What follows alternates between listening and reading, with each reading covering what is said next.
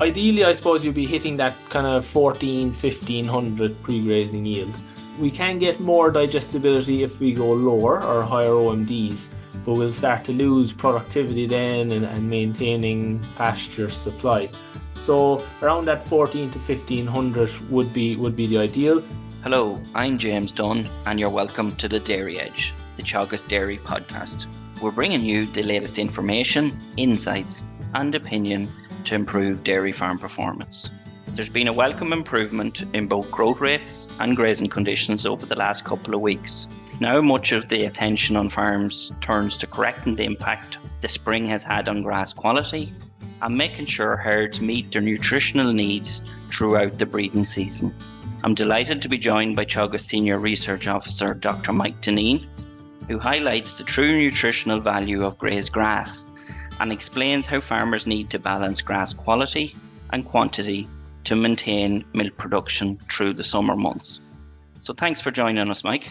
Thanks very much, James. Thanks for having me on. Maybe to get stuck straight into it, in terms of, we're always asking farmers to put quality grass in front of their cows now throughout this summer period. What exactly is quality grass, I suppose, to define that?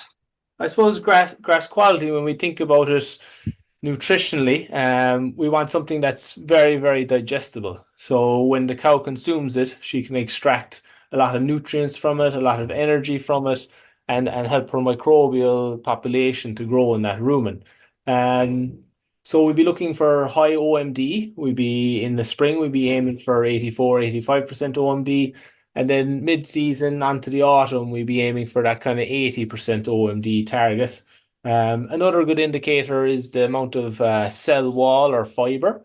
And we'd be hoping, I suppose, in the spring around 35% fiber, and that will climb as we go into the mid-season and autumn. But by getting our grassland management right, we can hit those metrics and have very high quality grass ahead of the cow. Some interesting work we did in the States, actually, James, was we fed some of that high quality grass to cows, cannulated cows, and we measured their digestion in their rumen and on total tract. And the way they described it in the US was it was as if it was rocket fuel. They'd never seen forage to digest as fast as our grasses and pastures do. So it's a great testament to what we do in terms of our systems and keeping that grassland management right. Very good. And come here, you mentioned in terms of the nutritional factors and what you're actually looking for. How does that look? Ideally, I suppose you'll be hitting that kind of 1500 pre-grazing yield. We can get more digestibility if we go lower or higher OMDs, but we'll start to lose productivity then and maintaining pasture supply. So around that 14 to 1500 would be the ideal.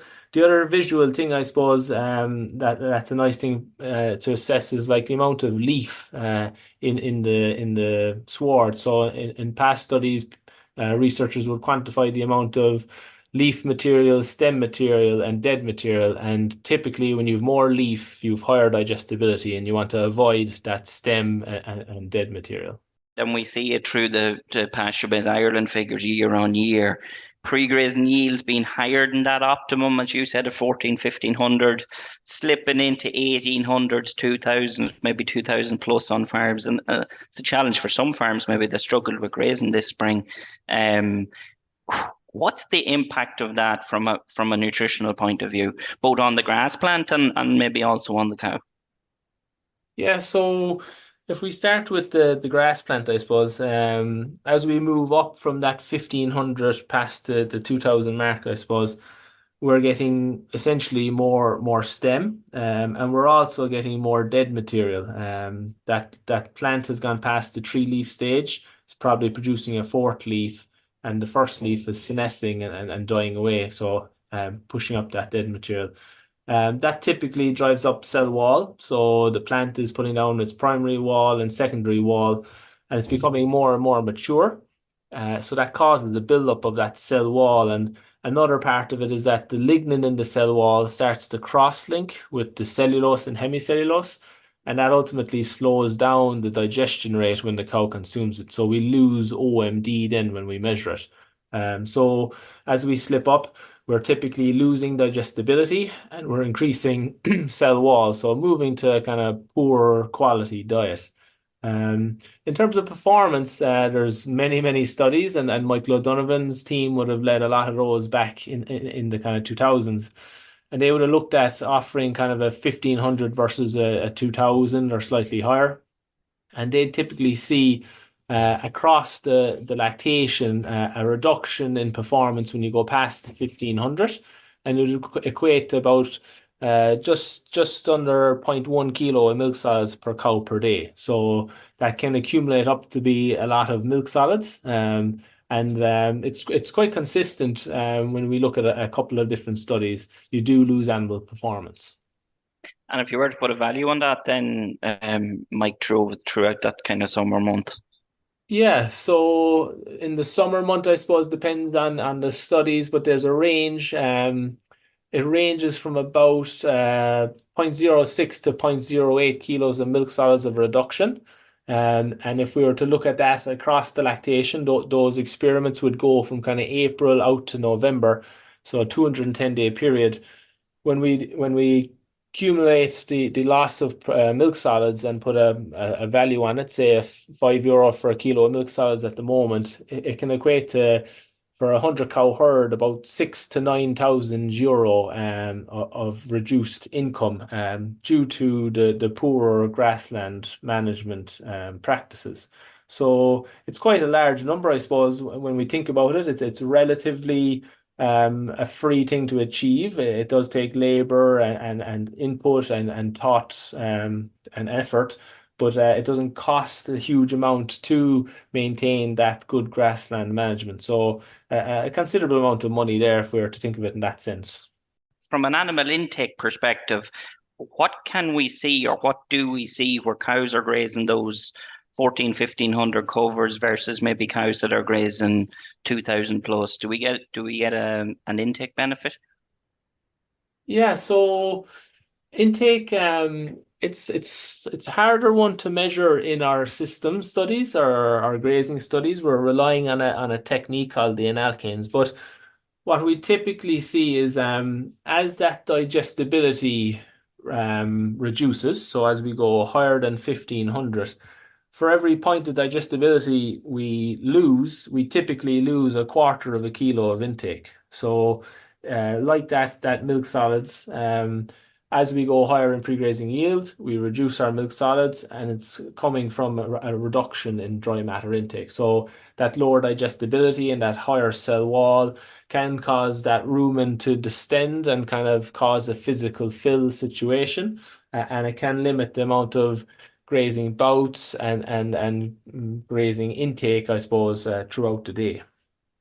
So when we talk and we might look at a lot of the financial analysis and benchmarking analysis, like the one thing that is directly linked to profitability is grass utilized on a per hectare basis. So what you're saying to me there is, if we don't mind pre-grazing yields, in terms of the amount of grass that we can actually get into our cows is often reduced.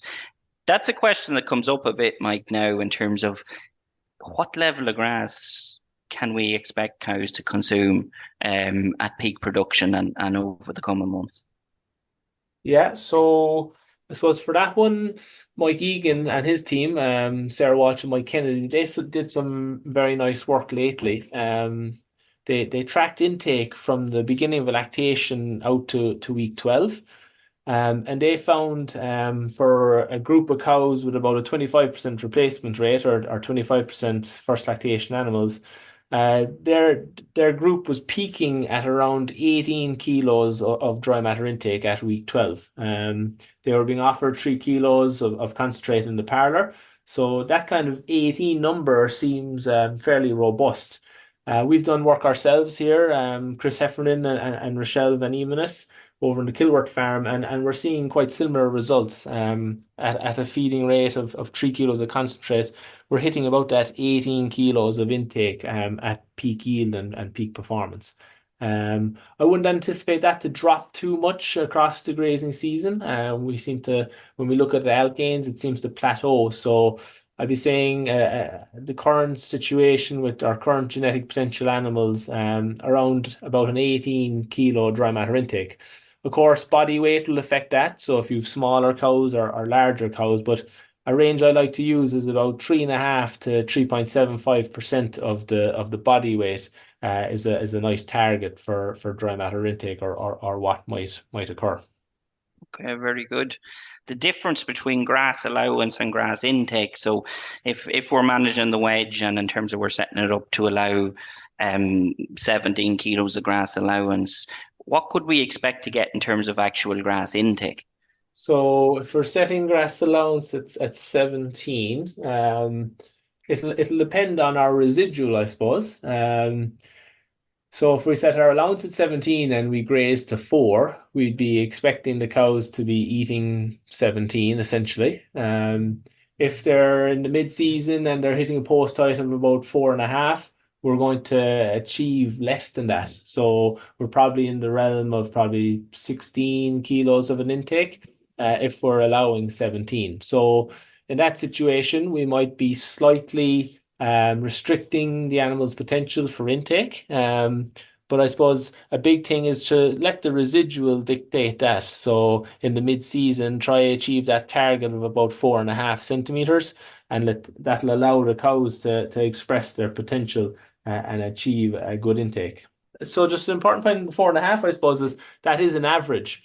So you are going to have times where cows might deck out a sward. So if it was a nice low pre-grazing yield, they're kind of easier to graze down. If there's a lot of clover, they might end up at a 4, whereas other swards that maybe weren't grazed as well as they should be the previous round, or we didn't get to skip a paddock with surplus bales, they might come back at kind of 5. So on average, if you can achieve that 4.5 in the mid-season, you'd be doing well.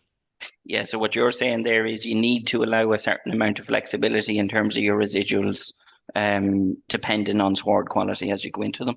Yeah, yeah, but try get that 4.5 if you can. So it is really a balancing act then between uh, intakes and hitting residuals really through that mid-season period.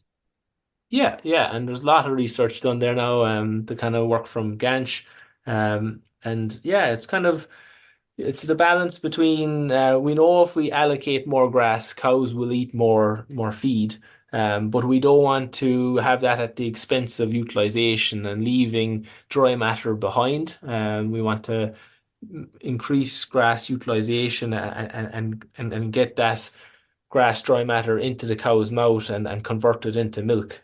So that 4.5 centimeters at the moment seems to be the nice balance between giving a generous allocation that the cows will consume and express their intake potential, but also hitting nice utilization targets and not leaving too much material behind. So your advice then in terms of grass allowance when people are setting up their farms, setting up their wedges, um, where is that at? So yeah, sure. Again, it'll be dependent on the farm. Like as I mentioned, larger cows or bigger body weight will eat more. Smaller cows will eat less. The amount of concentrate in the diet as well. There'll be a substitution effect, which will dictate allowance. But I'd be targeting that kind of 3.5 to 3.75% of body weight. So if you have a 500 kilo cow, that's about a range of 17 to 19 kilos of intake. So I'll be setting an allowance slightly higher than that, expecting about 0.5 centimeter of residual left behind. But again, I'll be checking constantly that we're not over allocating, and we're not leaving too large residual behind and wasting herbage. And actually, a nice little piece of the app on pasture base.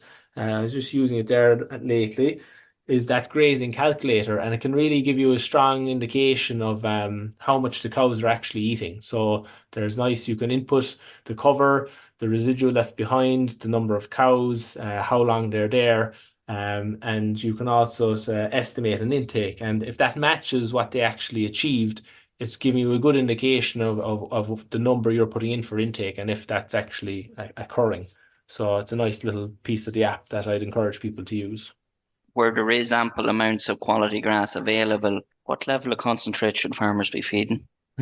Nice simple question for you to Nice get you simple, there. yeah. So yeah, I suppose if we start with the kind of financial modeling and the kind of optimal amounts of concentrates in an ideal scenario. So Lawrence Chalou and LED Ruel, they have a nice modeling exercise done. They've looked at a number of different stocking rates, concentrate prices, milk prices, and they found that in or around 600 kilos of concentrate is the financial optimum. So to maximize net profit, around that 600 kilos of concentrate per cow per lactation. So if we're to split that out across the lactation, it's looking at like about 3 to 4 kilos in early lactation, dropping down to one during the mid-season when you have ample supply of pasture, and then bring it back up to maybe 2 to 3 kilos in the back end of the year when we're trying to build that cover and extend out grazing. So if we have the optimal stocking rate, so if we're matching our stocking rate with our grass growth potential of the farm, we should, I suppose, try have the objective to drop concentrate to 1 kilo in the mid-season if possible. Of course, it'll be dependent on year. So this past spring is a nice example of how not every year is the same, and we need to adjust our plan accordingly. But if we can set up our system to drop that concentrate during the mid-season and maximize the amount of high quality pasture in the cow's diet, that will deliver for the farmer and the farm system and make sure it's a resilient business. When we look at the data in terms of a lot of farms end up feeding kind of 3 to 4 kilos through that mid-season period, and maybe that's where we often talk about efficiency with concentrate usage, and it falls down in that mid-season period. And I suppose, why do you think that's happening at commercial farm level? Yeah, it's a tricky question. I suppose there's a lot of layers to it. I suppose one piece of it, maybe not directly to your question, but kind of through the challenging spring there, we learned a few bits and we're trying to understand how to feed the cow and make sure she was set up for breeding. And I suppose I went back, I was reviewing the old studies where we looked at cows fed high levels of concentrate across the lactation, and then this kind of target of 4, 5, 600 kilos of concentrate. And from a fertility perspective, across many studies, there was no effect of a higher concentrate feeding rate on the fertility outcomes. So studies from Brendan Horan and Frank Buckley and Coleman, lots of studies showing that that extra concentrate won't necessarily help you get your cow and calf if she's on a high plane of nutrition from good quality pasture-based diet. Um, Sometimes you'd see increased body condition score, but it's typically later in the lactation, kind of past that breeding window, and the extra concentrate is increasing body condition score too late. So that's kind of one part of it. Maybe farmers feel that it's a kind of a safety net to ensure fertility performance will be strong, but when we look at the data, it doesn't necessarily stand up. It won't reduce fertility, but it won't improve it. So I wouldn't be using it in that sense to justify concentrate supplementation. The other part of it, I suppose, is I suppose ultimately setting your stocking rate accordingly. Like if you're stocked too high, if you've too much area closed for first cut, and you're setting that demand quite high, so say 70, 75, 80, you're probably past the potential of the farm. And if there's any hiccup in growth, you're not going to be able to skip paddocks and maintain high quality pasture in front of those cows. And ultimately, you're going to be caught with growth rates, and you'll be kind of using that 2, 3, 4 kilos of concentrate in the mid-season to buffer that type of system. So I think they're the two kind of in my mind at the moment, and maybe I should think a little deeper about it, but it's kind of those two bits seem to encourage the mid-season concentrate supplementation. I suppose the other part of it too is that like as we give more concentrate, the cows will milk more. They'll produce more yield. But that response that we're getting, we've done a number of studies there lately and in the past as well. When we give that extra concentrate, the response we get back from the cows doesn't stand up economically. So the cost of the concentrate versus the income we're getting back from the additional milk isn't standing up. And be it in that 500 kilo body weight cow or larger cows and different types of systems, the response doesn't necessarily pay you back justifiably to encourage the concentrate. So again, I suppose it's being critical, being very strong on cost controls and doing the math on the response and the response to investment, I suppose, and the concentrate, and kind of punching those numbers through and seeing does it actually pay to have those higher levels of concentrate. And a lot of farmers are asking questions around this, and it's an option there in terms of reducing the overall organic N associated with their cows. From a nitrates point of view, you've a lot of work done in this area. What's the correct crude protein feeding levels for that mid-season period?